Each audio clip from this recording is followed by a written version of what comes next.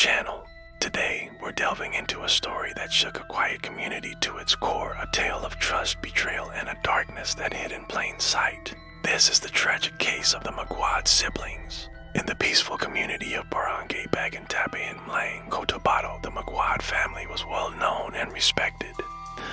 Parents Lavella and Cruz were hardworking educators. They had two bright and promising children, 18-year-old Crizzle Gwen and 16-year-old Crizzle Lewis. Crizzle was a college student, known for her kindness and academic achievements, while Crizzle was a talented high school student. The family was a picture of happiness, made even fuller when they opened their home and hearts to a young girl named Janice, whom they treated as their own daughter. For years, Janice lived with them, sharing their meals, their home, and their lives. She was part of the family, a sister to Crizzle and Crizzle. No one could have ever imagined the tragedy that was about to unfold within the walls of their loving home. December 10, 2021 started like any other day for Cruz Maguad. He and his wife, Lavella, went to work, leaving their 3 children at home. But when Cruz returned that afternoon, he was met with a scene of unimaginable horror. The house was in disarray and a sense of dread filled the air. He called out for his children, but there was no answer. His search led him to a gruesome discovery. He found the lifeless bodies of his beloved children, Crizzle and Crizzle.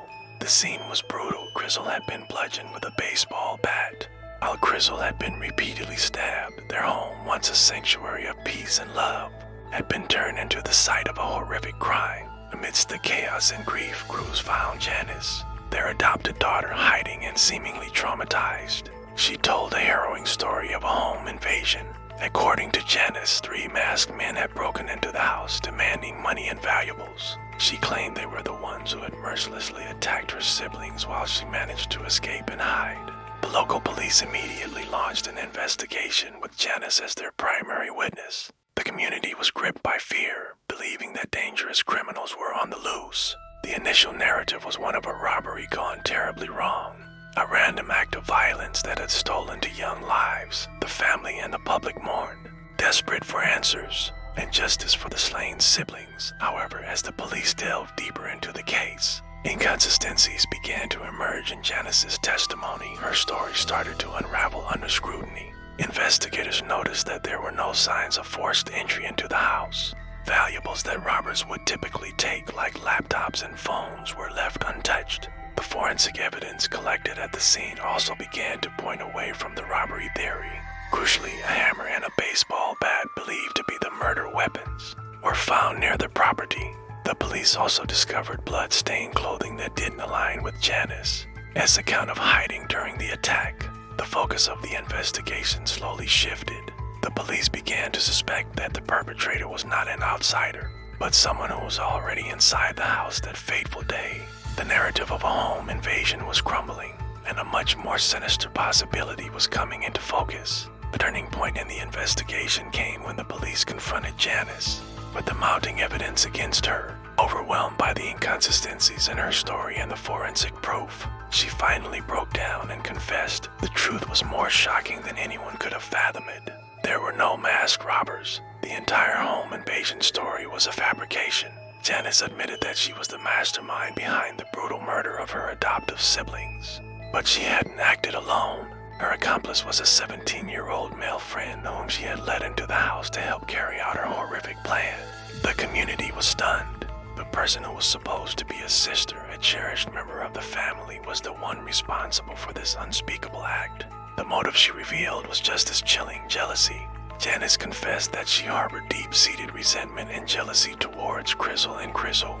She felt that her adoptive parents, Lavella and Cruz, favored their biological children over her. She was envious of the attention, the praise, and the love they received. In her mind, the Maguad siblings had everything she wanted but couldn't have. This jealousy festered over time, twisting into a dark and consuming hatred. She felt overshadowed by their achievements and their close bond with their parents, instead of the gratitude one might expect from someone welcome into a loving family. Janice's heart was filled with bitterness. This toxic envy became the catalyst for her meticulously planned, cold-blooded act. She decided that if she couldn't have what they had, she would take everything from them, including their lives. The betrayal was absolute and devastating. The parents who had given her a home, and treated her as their own were now faced with the horrifying reality that the daughter they raised was responsible for the death of their other children.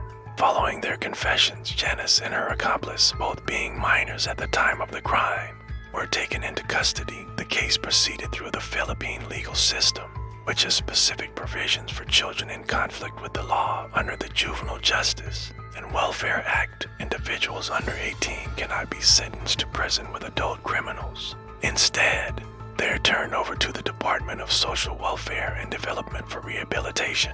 In May 2022, a regional trial court found both Janice and her accomplice guilty of murder. They were ordered to be committed to a youth care facility until they reached the age of majority. The verdict brought a legal conclusion to the case, but for the Maguad family and their community, the emotional scars run deep. The story serves as a harrowing reminder of how hidden resentments and jealousy can lead to unimaginable tragedy. The loss of Crizzle and Crizzle is a wound that will never fully heal, a testament to the devastating impact of betrayal from within the supposed safety of a family. Thank you for watching. This was a difficult story to tell, but an important one. If you found this video informative, please consider liking and subscribing for more in-depth content. Until next time, stay safe.